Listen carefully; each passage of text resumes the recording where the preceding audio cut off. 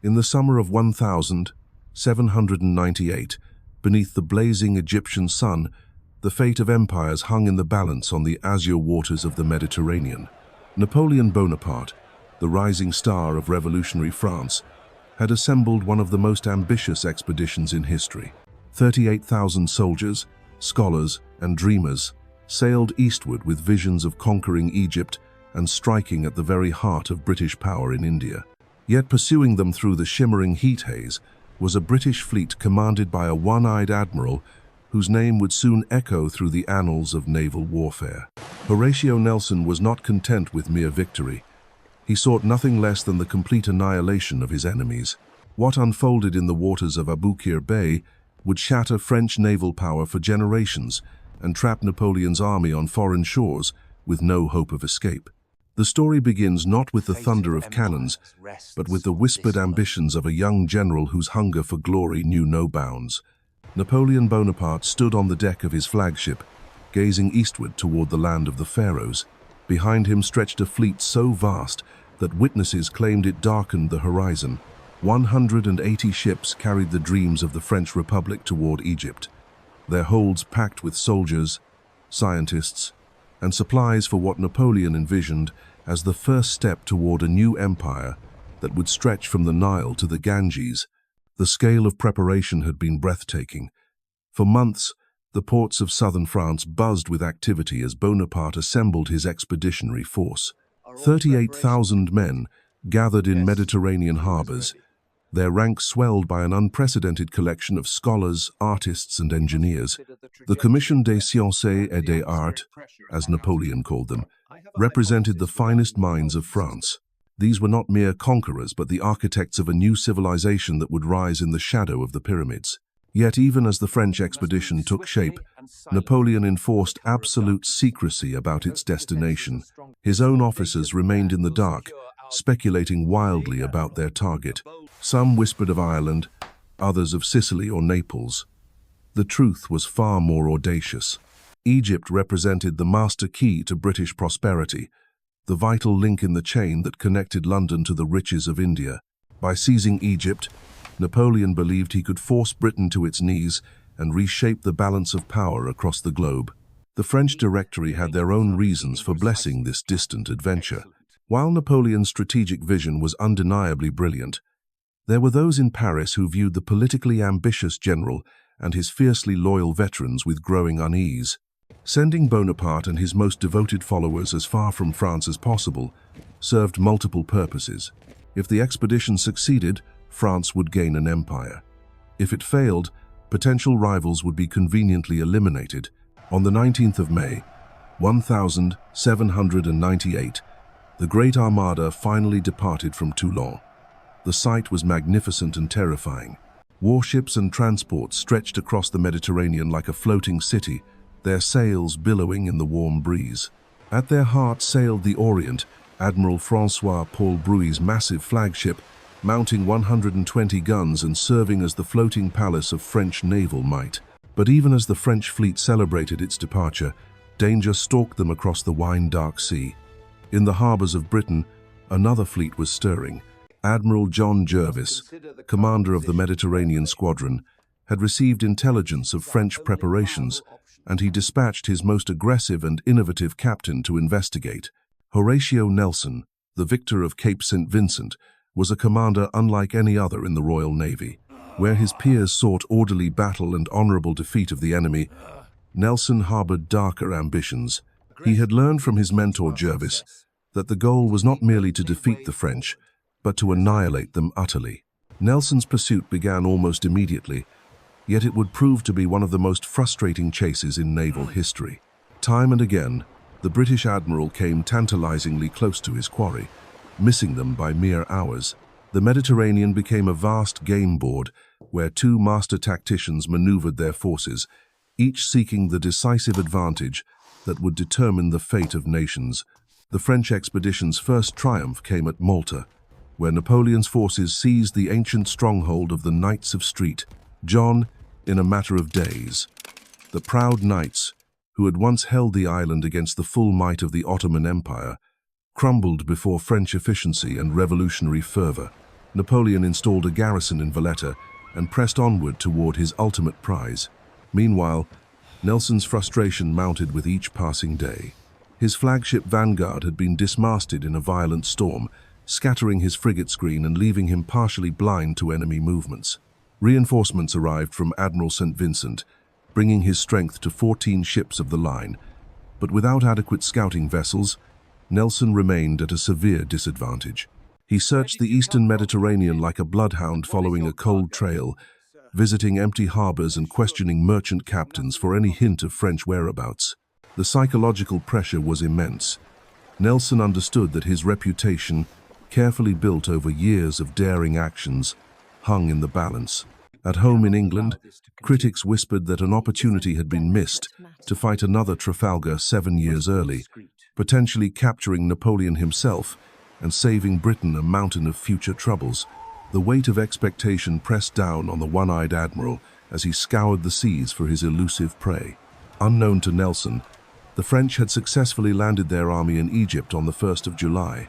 The ancient port of Alexandria, once the jewel of the Ptolemaic kingdom, witnessed the arrival of French soldiers on its sandy shores.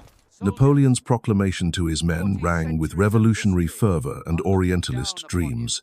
They had come not as mere conquerors, but as liberators, freeing Egypt from the feudal oppression of Mamluk rule and bringing the enlightenment of French civilization to the land of the Nile. Admiral Brueys faced a critical decision. With the army safely ashore, should he sail his fleet to safety or remain to provide support? Alexandria's harbor proved inadequate for his massive ships, forcing him to seek anchorage elsewhere. The admiral called his captains aboard the Orient to debate their options. Napoleon had suggested that if local conditions proved too dangerous, the fleet could sail north to Corfu, leaving only transports and lighter vessels behind. But Brueys refused to abandon his post. He believed his squadron could provide essential artillery support to the French army and serve as a lifeline to France. Against the vocal protests of Contre-Amiral Armand Blanquet, who argued that the fleet would be more effective in open water, the majority of captains agreed to establish a defensive position in nearby Aboukir Bay. The bay seemed to offer natural advantages. 16 nautical miles across, it stretched from the village of Aboukir to the town of Rosetta, where one of the Nile's mouths emptied into the Mediterranean.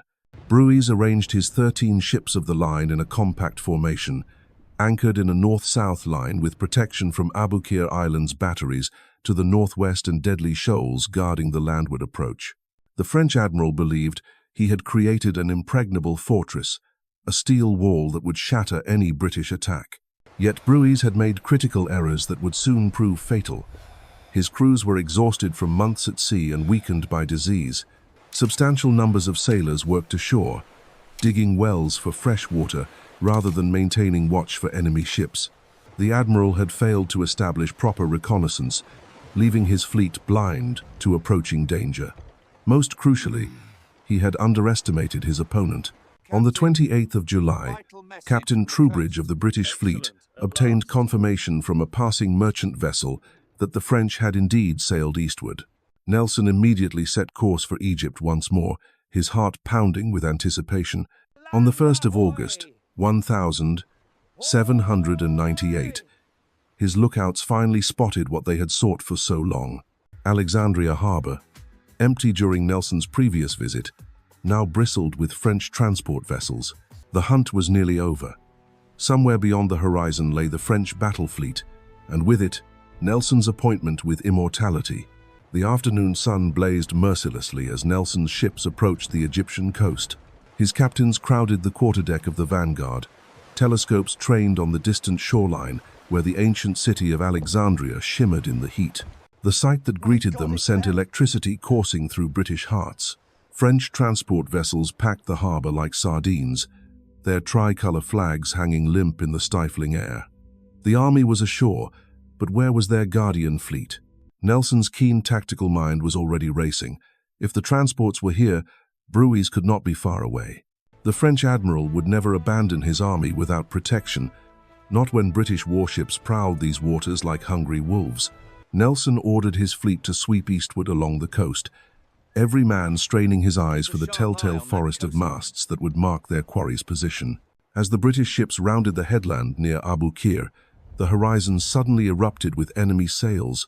There, anchored in the broad sweep of Aboukir Bay, lay the French battle fleet in all its terrible majesty. 13 ships of the line stretched across the water in perfect formation, their hulls dark against the golden afternoon light. At their center towered the Orient, Brueys' colossal flagship, her 3 decks bristling with cannon that could reduce any British ship to floating wreckage. The sight should have given Nelson pause. Conventional naval wisdom demanded caution when attacking an enemy in a prepared position, especially with darkness approaching. Most admirals would have withdrawn to study the French dispositions, plan a careful approach for the following dawn, and ensure every detail was perfect before risking battle. But Nelson was not most admirals. His mind worked with the speed of lightning, analyzing the French position and recognizing opportunities that lesser commanders would have missed. The enemy ships were anchored in line, their broadsides facing seaward to repel any frontal assault. But anchored ships had limitations. They could not maneuver, could not choose their angles of engagement, and most importantly, they had left a crucial vulnerability exposed. Nelson summoned his captains to the Vanguard's great cabin for rapid consultation. These were men who had sailed with him before, officers who understood his revolutionary approach to naval warfare. Captain Thomas Foley of the Goliath, Captain Samuel Hood of the Zealous, Captain James Saumarez of the Orion. Each was a master mariner in his own right, yet they deferred to Nelson's genius for reading the tactical possibilities that others could not see. The plan Nelson outlined was breathtaking in its audacity. Rather than attack the French line head-on, where superior numbers would tell against the British, he proposed to divide his fleet and strike the enemy from 2 directions simultaneously. Some ships would engage the French from seaward as expected, but others would perform a maneuver that would revolutionize naval warfare forever. Nelson had observed something crucial about the French anchorage. If there was room for each enemy ship to swing on its anchor with the tide, there must be room for a British ship to pass between the French line and the shore. By sailing around the head of the enemy formation, several British vessels could attack from the landward side, catching the French in a devastating crossfire. It was a move that required perfect seamanship, intimate knowledge of wind and tide, and nerves of steel. The slightest miscalculation would send British ships crashing onto the shoals that guarded the bay's inner waters. The sun was already sinking toward the western horizon, painting the sky in shades of orange and crimson. Any other admiral would have waited for dawn, but Nelson understood that darkness could be an ally rather than an enemy. The French would not expect a night attack, and confusion in the darkness might work to British advantage. More importantly, Nelson had trained his crews to fight by touch and instinct, while the French sailors, weakened by months in tropical waters, would struggle to respond effectively in the chaos of nighttime battle. At 5:30 in the evening, with the British fleet bearing down on Aboukir Bay in line of battle, Nelson raised the signal that would echo through naval history. The flag spelling out "Engage the enemy more closely" snapped in the wind as British gun crews loaded their weapons and prepared for the fight of their lives. Admiral Brueys watched the approaching British ships with growing alarm. He had expected Nelson to probe the French defenses and withdraw, perhaps sending a single vessel to take soundings in the bay. The sight of the entire enemy fleet forming for immediate attack sent shockwaves through the French command. There were barely 45 minutes of daylight remaining. Surely no sane admiral would risk a night engagement in unfamiliar waters against a prepared enemy position. But as the British line drew closer, Brueys realized with dawning horror that Nelson was indeed committed to battle. Frantic signals flew from the Orient as French captains scrambled to recall their shore parties and prepare for action. Drums beat to quarters throughout the anchored fleet as sailors who had been relaxing in the late afternoon heat suddenly found themselves racing to man their guns. The French position should have been unassailable.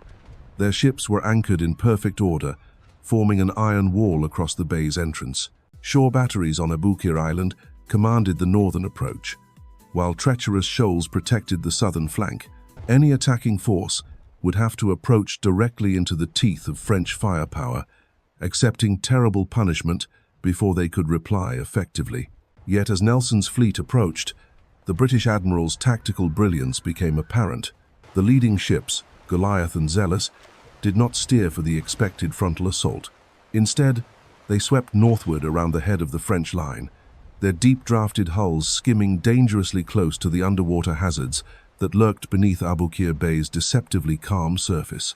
Captain Foley and the Goliath led this daring maneuver, his ship's bow cutting through the evening swells as he navigated by instinct and years of experience.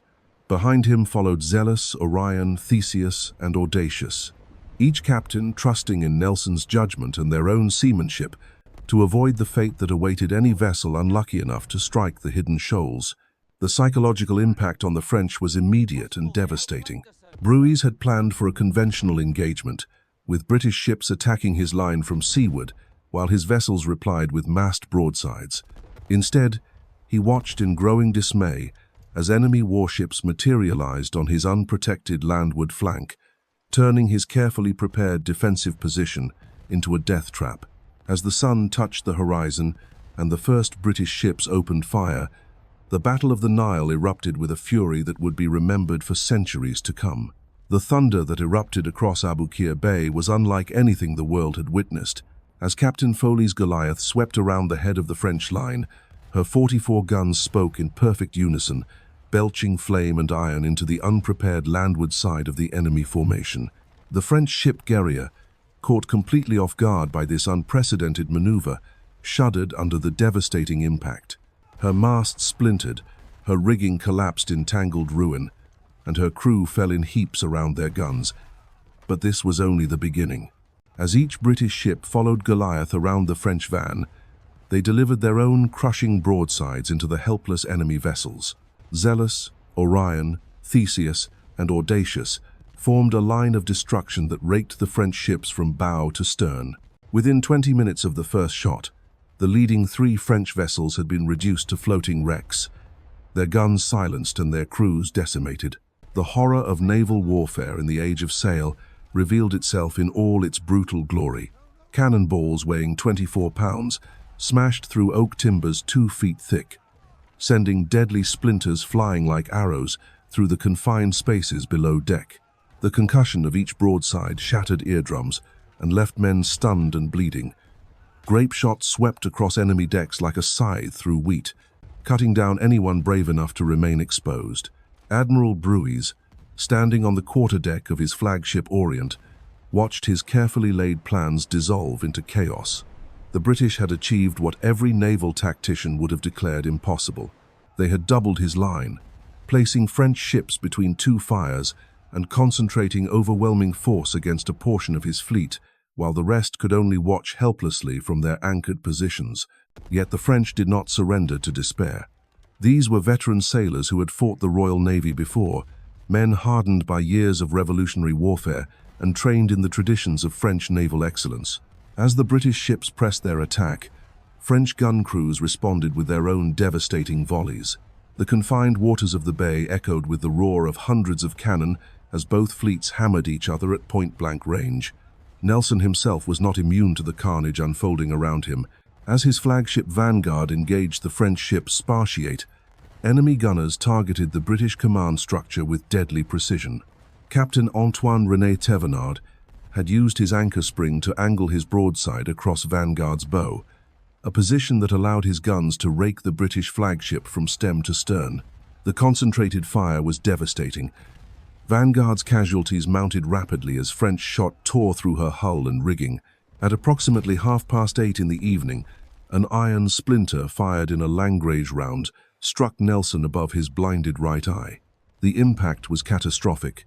A flap of skin fell across his face, and blood poured down his features as the Admiral collapsed into the arms of Captain Edward Berry.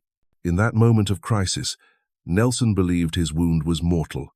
The man who had faced countless battles without flinching suddenly found himself confronting his own mortality in the swirling darkness of a ship readout to those around him. "Remember me to's cockpit. I am killed. He see, my wife." The psychological impact was as devastating as the physical injury. Nelson, temporarily blinded by blood and torn flesh, was certain that death had claimed him at the moment of his greatest triumph. The ship's surgeon, Michael Jefferson, worked frantically to assess the damage while the battle raged overhead. His examination revealed that despite the dramatic appearance of the wound, it was relatively superficial. The iron splinter had torn the scalp, but had not penetrated the skull itself. With careful stitching, Jefferson managed to close the gash and stop the bleeding, though Nelson's recovery would be neither quick nor comfortable. Even as their admiral lay wounded below deck, the British fleet continued its methodical destruction of French naval power. The doubling maneuver had achieved everything Nelson had hoped for and more. French ships found themselves caught in crossfires that no vessel could withstand for long. British gun crews, trained to a peak of efficiency through endless drills and combat experience, maintained a rate of fire that their enemies simply could not match. The French resistance, while brave, was ultimately doomed by the tactical situation Nelson had created. Ships like Conquerant and Spartiate, isolated at the head of the line and surrounded by British vessels, fought with desperate courage even as their hulls were shot through and their crews slaughtered. The confined waters of the bay, which Brueys had thought would protect his fleet, instead became a killing ground where damaged ships had no room to maneuver and retreat was impossible.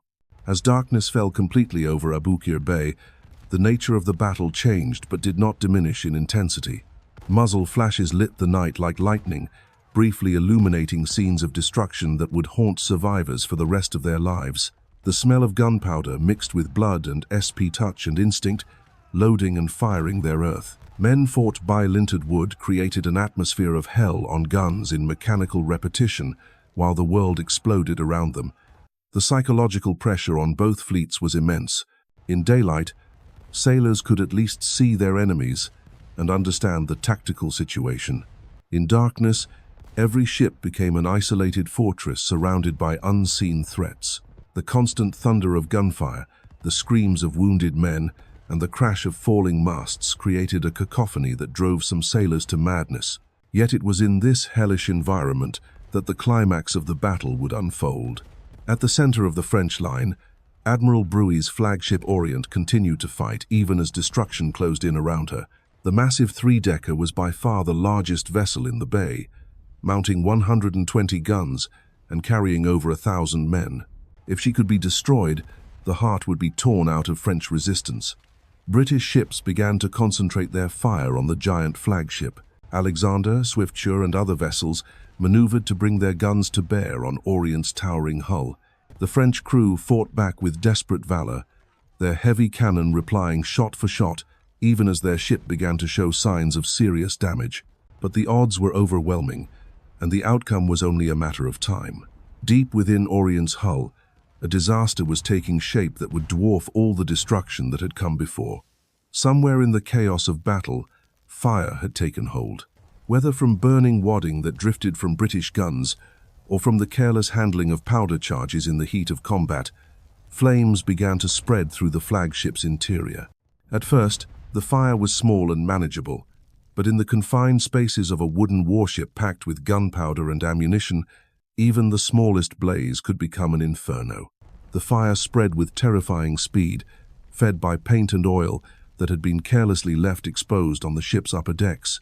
French sailors fought desperately to contain the flames even as they continued to man their guns. But the task was hopeless. The fire had reached the ready magazines where carcass ammunition was stored, explosive rounds designed to burn even in water. As the temperature rose and the flames spread, everyone in the bay knew what was coming. At 10 o'clock in the evening, as the Battle of the Nile reached its crescendo, the inevitable finally occurred. Orient exploded with a force that defied comprehension, a blast so powerful that it was heard 20 miles away and seen as a thin red arrow shooting up against the black horizon. The explosion tore through the night like the wrath of gods, its concussion so violent that it ripped open the seams of nearby ships and sent flaming debris raining down across the entire bay. For those closest to the blast, the world became a nightmare of fire and twisted metal. Sailors on surrounding vessels felt their eardrums burst, despite the protective cloth they had wrapped around their heads. The shockwave lifted men off their feet and hurled them against bulkheads with bone-crushing force. Burning wreckage from the Orient flew in all directions, much of it soaring clear over the surrounding ships to crash into the sea beyond. Flaming timbers and fragments of hull plating started fires on Swiftsure, Alexander, and Franklin, though quick-thinking crews with buckets of seawater managed to extinguish the blazes before they could take hold. The secondary explosion that followed on Franklin sent another shudder through the bay, a grim reminder of how close all these wooden ships sailed to complete destruction. The silence that followed was more terrible than any thunder of guns. For 10 minutes, no weapon fired in Aboukir Bay. Sailors from both nations stood stunned by the magnitude of destruction they had witnessed, while rescue boats pulled the few survivors from waters now choked with debris and bodies. Of Orient's 1,000-man crew, barely 70 would see another dawn. When the guns resumed their deadly chorus, the outcome was no longer in doubt. French resistance crumbled ship by ship as Nelson's revolutionary tactics completed their work of annihilation. By morning's light, 11 of 13 French ships of the line lay captured or destroyed. Only 2 vessels escaped into the dawn, carrying news of catastrophe back to Napoleon's stranded army. The Battle of the Nile had achieved what Nelson promised. French naval power in the Mediterranean was shattered beyond repair. Napoleon's dreams of Eastern Empire lay in ruins, his army trapped in Egypt, without hope of reinforcement or retreat. Britain's dominance of the seas was secured, and the Royal Navy's legend was written in smoke and flame across the waters of Aboukir Bay. In a single night, the course of history had been changed forever by one admiral's refusal to accept anything less than total victory.